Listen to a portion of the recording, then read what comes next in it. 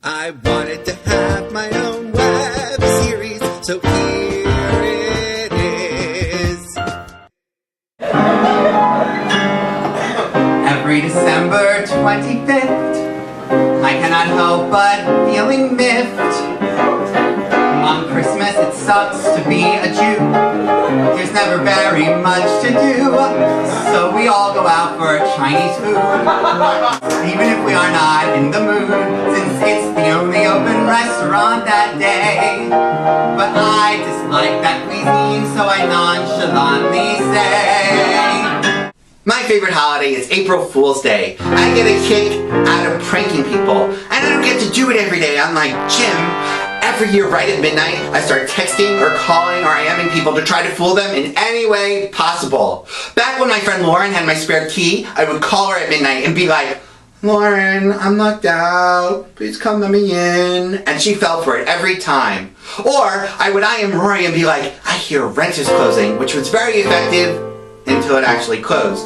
But the big tradition I have annually is to send out a mass email to my friends proclaiming some huge life change. I get people every year, but it has gotten to the point where I have a lot of friends who preemptively email me on March 31st and are like, I will not fall for your email no matter what it is.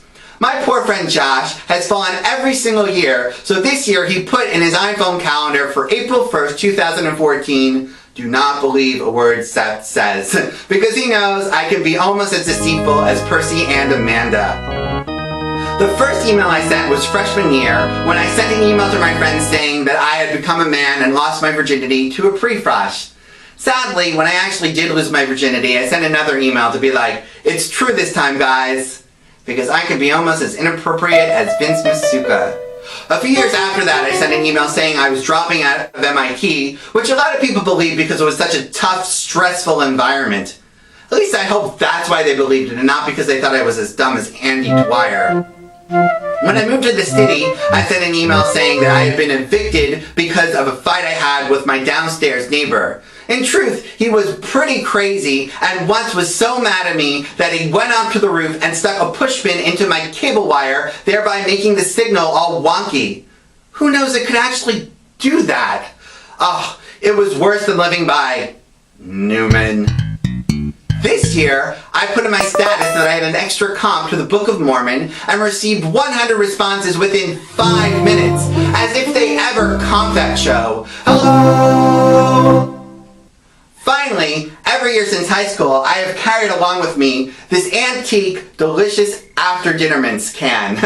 Every year, at least one person has fallen, and I shriek with delight as they open the can and scream. It is funnier than when Cam was dressed in the Andrew Lloyd Webber's cat costume and started climbing that tree. On Christmas it sucks to be a Jew. There's only one good thing to do. Go out to the movies with some friends.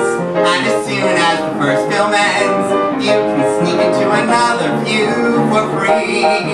Since no one works there, you can even see 2 or 3 or 4 or more. But in general, with respect to Christmas, frankly, I detest it. There, now I confess it. I loathe the decorations and the lights and those TV specials on for countless nights. We all wish that our grandparents could be as limber as Andrea Martin in Pippin, where she's flying through the air on a trapeze. But unfortunately, senility does set in eventually, which always makes for a very interesting Passover at the Nogee household. You know, you sing songs like Die A-MOO, which somehow became my mother singing I'm in the mood for love, because my family's crazy. And Grandpa, he doesn't always know where he is or what's going on, but every now and again he'll chime in with a gem. And as my mother's singing I'm in the mood for love, Grandpa says, that's not how it goes. We think he's gonna go off on some crazy tangent, and he starts singing, I'm in the mood for love. Grandpa's a dirty old man. He knew exactly what was going on. And now you know the Passover tradition where you hide the afikomen, you know, the matzah.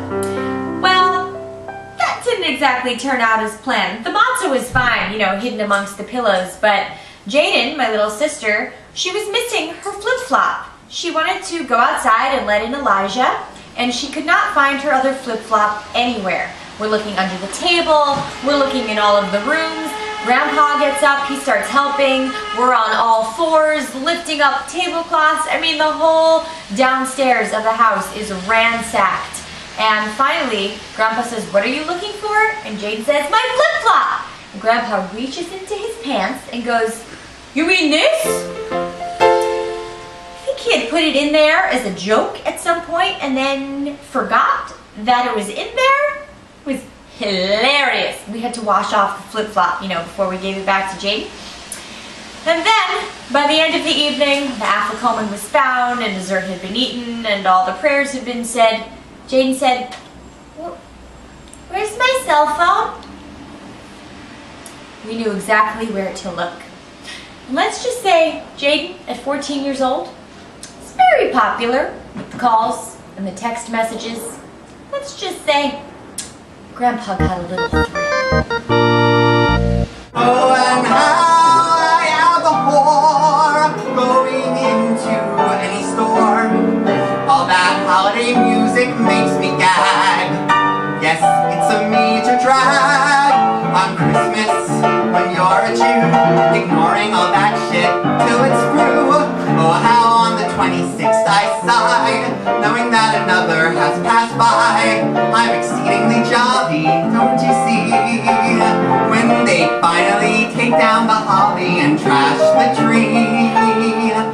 For the past few Halloweens, I have gone as this cow. Also, I have reused the same cow puns every year, which I find amusing. I'm always asking people politely to move, promising to milk every joke, and saying I'm utterly fantastic. Those jokes have aged almost as well as Captain Jack Harness. It all began in 2006 when Rori decided she wanted to walk in the Halloween parade. She was going as Maureen and thought I should go as Elsie. So I bought this cow costume for $40. A lot of people in the parade thought I was just an ordinary cow. I mean, I could have been Caroline, moo moo moo. But paired with Rori, it was clear to some people who we were, including the CBS reporter who interviewed us and asked us what it was like over the moon. Since I paid money for these threads, I decided to wear them again a second time, and a third, and a fourth, fifth, sixth, and seventh. But in a testament to its staying power, I won the best costume in a costume contest in 2012 at Cupcake Lady Productions' Halloween karaoke party. I could have sung, "I get so emotional, baby, every time I start to move." Besides the pride I got winning, and the fact that some years the most action I get is when girls fondle my udder, this year will be my 8th time wearing this costume for an amortized cost of only $5 per use. That's cheaper than going to Lucy Van Pelt for therapy twice a week for a whole year.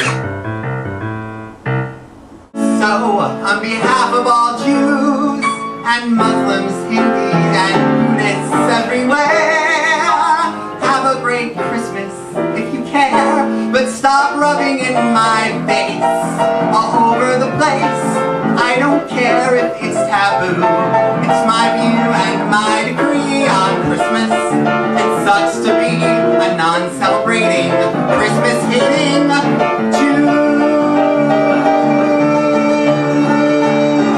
Oi. Today's moral is cow costumes never go out of style or become mood. So don't lose sleep about reusing your costumes next year.